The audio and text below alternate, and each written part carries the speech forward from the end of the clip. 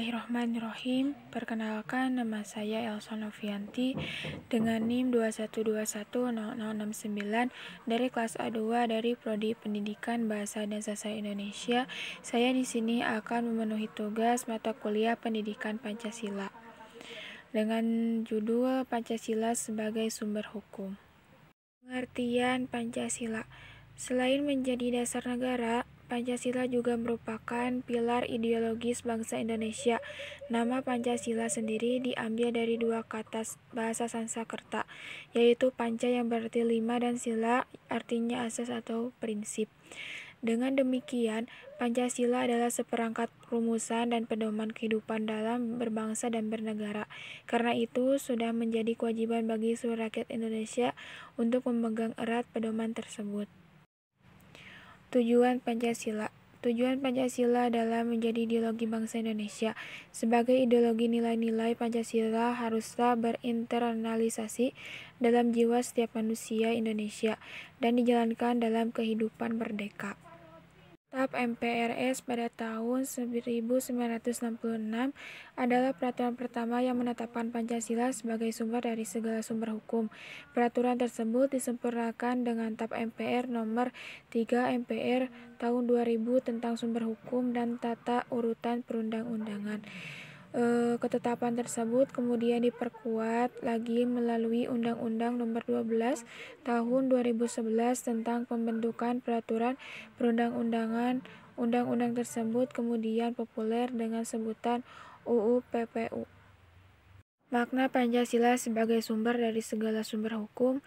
Secara terminologi, sumber hukum sendiri dimaknai sebagai sumber dari suatu hukum. Hal tersebut meliputi nilai-nilai, kaidah ataupun norma hukum. Sementara Pancasila merupakan refleksi dari seluruh nilai yang hidup, tumbuh dan berkembang dalam kehidupan berbangsa dan bernegara Indonesia. Karena itu, Pancasila sebagai sumber dari segala sumber hukum merupakan norma yang fundamental sebagai dasar dari terbentuknya konstitusi Negara Kesatuan Republik Indonesia. Sebagai konsekuensi dari hal tersebut, seluruh nilai Pancasila haruslah tercermin dan menjadi ruh dalam seluruh isi hukum atau peraturan perundang-undangan di Indonesia, atau dengan kata lain, seluruh konstitusi yang mengatur menyelenggarakan pemerintah Indonesia tidak boleh bertentangan dengan Pancasila. Sebagai sumber hukum, Pancasila secara konstitusional mengatur penyelenggaraan negara Republik Indonesia. Hal tersebut tak terkecuali seluruh unsur-unsur negara Indonesia, yaitu rakyat, wilayah, serta pemerintah. Dalam kedudukannya sebagai dasar negara, Pancasila juga merupakan asas kerohanian. Di dalamnya meliputi cita-cita hukum. Dengan demikian, Pancasila menjadi sumber nilai, kaidah serta norma baik moral maupun hukum positif di negara Indonesia. Nilai-nilai dalam Pancasila pun kemudian dijabarkan lebih lanjut pada pokok-pokok pikiran Undang-Undang Dasar 1945. Karena Undang-Undang Dasar 1945 berkedudukan sebagai dasar hukum, makna nilai-nilai Pancasila pun akhirnya menjiwai hukum-hukum positif di Indonesia. Kemudian, apakah Pancasila merupakan dasar hukum tertinggi yang berada di atas Undang-Undang 1945 dalam hierarki?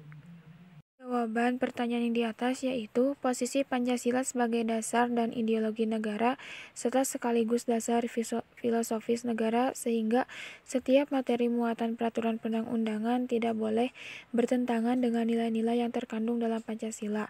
Pancasila tidak ada dalam hierarki peraturan perundang-undangan karena nilai-nilai Pancasila telah terkandung dalam suatu norma di Undang-Undang Dasar 1945.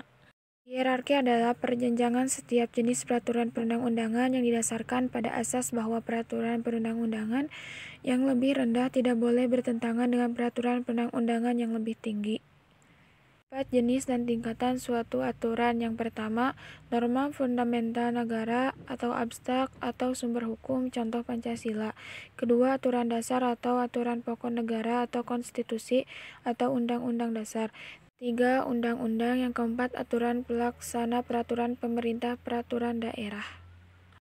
Di penempatan Pancasila sebagai sumber dari segala sumber hukum negara adalah sesuai dengan pembukaan Undang-Undang Dasar 1945 alinea keempat, yaitu Pancasila yang pertama, ketuhanan yang Maha Esa, kemanusiaan yang adil dan beradab, persatuan Indonesia, kerakyatan yang dipimpin oleh hikmah, kebijaksanaan dalam permusyawaratan perwakilan, keadaan sosial bagi seluruh rakyat Indonesia. Mungkin hanya sekian yang dapat saya sampaikan. Kurang dan lebihnya mohon dimaafkan. Wassalamualaikum warahmatullahi wabarakatuh.